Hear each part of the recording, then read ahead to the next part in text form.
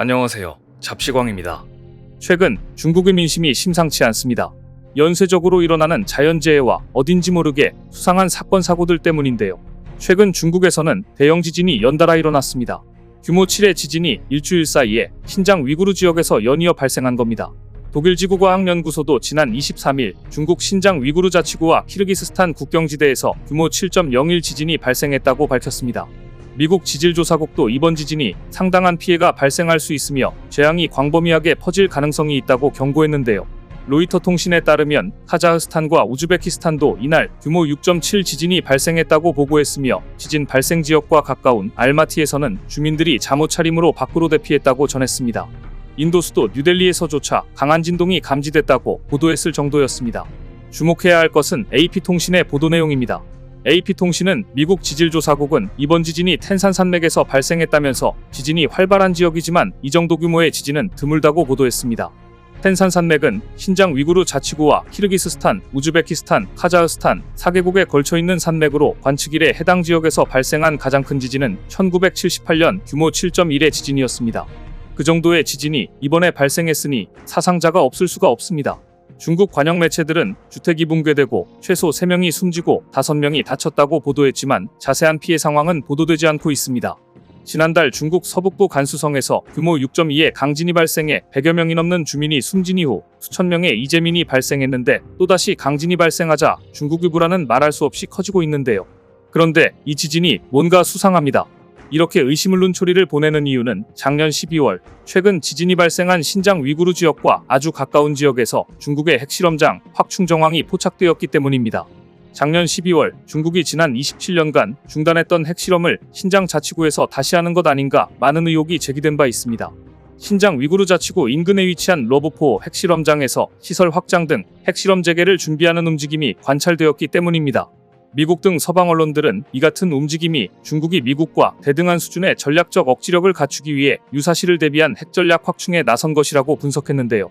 러브포는 중국이 1964년 프로젝트 596이라고 이름 붙인 첫 핵실험을 벌인 장소로 유명한 곳입니다.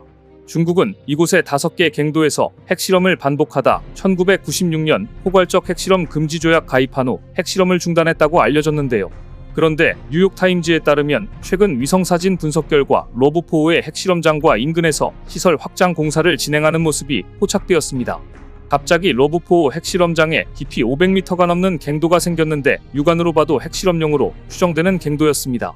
또 언제 만들어졌는지 120km 떨어진 군사기지를 잇는 포장도로까지 만들어져 있었습니다. 더구나 다른 위성사진에서는 언덕에 숨겨진 시추장비가 발견되기도 했습니다. 이래저래 의심을 살 만도 했습니다. 더구나 중국은 최근 핵탄두를 빠르게 늘리며 핵무장을 강화하는 모습도 보이고 있는데요. 시진핑 중국 국가주석 집권 직후인 2013년 250기에 불과했던 중국의 핵탄두 수는 올해 2배인 500기로 늘었습니다. 미국, 러시아에 비해 보유량은 적지만 증가 속도는 매우 빠릅니다. 미 국방부는 지난 10월 공개한 2023 중국 군사력 보고서에서 중국은 2030년까지 작전 가능 핵탄두를 1000기 이상 보유할 것으로 추정되며 대부분은 미 본토를 사정권에 둘 수 있는 미사일 시스템에 배치될 것이라고 전망했습니다. 그런데 중국은 왜 갑자기 핵무장에 이토록 관심을 가지며 다시 핵실험장을 고치고 다듬고 확장하는 것일까요? 군사 전문가들은 우크라이나 전쟁을 통해 핵 강대국인 러시아를 미국과 나토가 함부로 대하지 못하는 것을 보고 핵의 위력을 재차 확인했기 때문이라고 지적합니다. 미중 갈등 속 대만 해협 긴장이 높아지면서 미국의 개입을 차단하기 위해서는 핵위협 카드가 꼭 필요하다고 판단했다는 것입니다. 그래서 이번 지진이 중국의 핵실험과 무관하지 않다는 이야기가 나오고 있는 것인데요. 만일 이번 지진으로 인해 대규모 피해가 발생했다면 이것은 중국이 만들어낸 인재일 가능성이 높습니다. 게다가 중국 북부 닝샤 지역에서는 버섯구름까지 관찰되었습니다. 중국은 이를 화학공장 폭발이라고 둘러댔지만 버섯구름을 보고 핵폭발이 일어난 줄 알았다는 증언이 이어졌습니다. 지난 2일 중국 북부 닝샤 자치구에 있는 화학공장에서 폭발 사고가 발생했습니다. 지역 매체들은 밤 9시쯤 닝샤 자치구의 수도인 인천시 닝둥에너지 화학기지에서 화재가 발생했다고 보도했습니다. 사고 당시 버섯구름 모양의 화구가 하늘 높이 치솟는 장면이 여러 곳에서 목격됐는데 누리꾼들은 핵폭탄이 터진 것 같다는 반응을 보였습니다. 닝둥에너지 화학기지 관리위원회는 이번 사고로 현장 검사 인력 2명이 다쳐 병원으로 옮겨졌지만 2차 피해는 없었다고 전했는데요. 이어 단지 내 기름 저장 탱크의 증기코일 파손으로 폭발이 일어났다며 정확한 사고 원인을 조사 중이라고 설명했습니다. 하지만 폭발 장면을 보면 영락없이 핵실험 장면과 같아 보였습니다. 최근 중국이 이렇게 무리하게 핵실험장을 고치고 확장하면서 핵실험 재개를 위한 준비를 진행 중인 또 하나의 이유는 경제 성장이 완전히 멈춰버렸기 때문입니다. 중국 주식 벤치마크인 CSI 300 지수는 지난주 4.6% 하락해 주간 기준으로 2022년 이후 최대 낙폭을 기록했고, 상하이 종합지수 역시 6.2% 하락하면서 2018년 이후 최악 위주를 기록했습니다. 그런데 이런 경제 상황 말고도 중국이 진짜 무서워하는 상황은 바로 트럼프입니다. 워싱턴 포스트는 지난달 말 트럼프 캠프가 중국의 관세를 60% 부과하는 것을 고려하고 있다고 보도했습니다.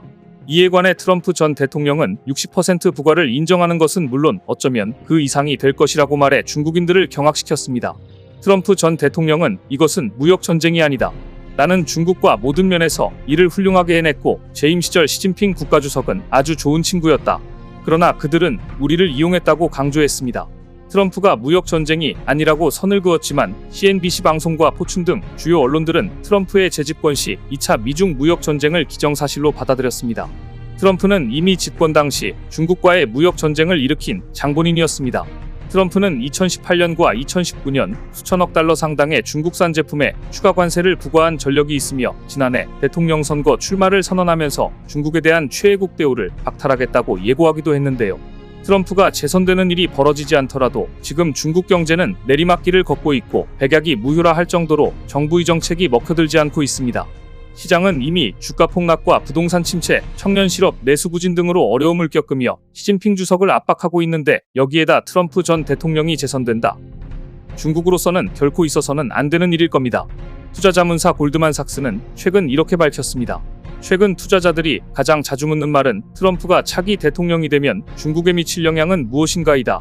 이어 트럼프 이외에도 투자자들은 중국 정부가 더 공격적인 통화정책 완화를 실행할 수 있는지와 최근 매도세 이후 중국 주식에 대한 역외 투자자들의 의중을 알고 싶어 한다고 덧붙였습니다.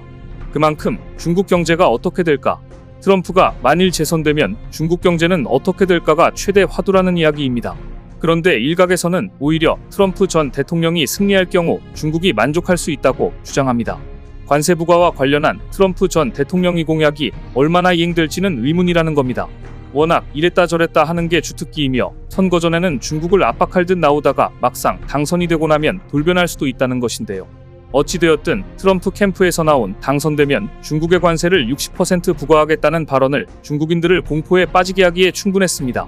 중국이 문 닫았던 핵실험장을 다시 개보수하고 확장해 나선 이유가 무엇인지 어느 정도 예상할 수 있는 대목입니다.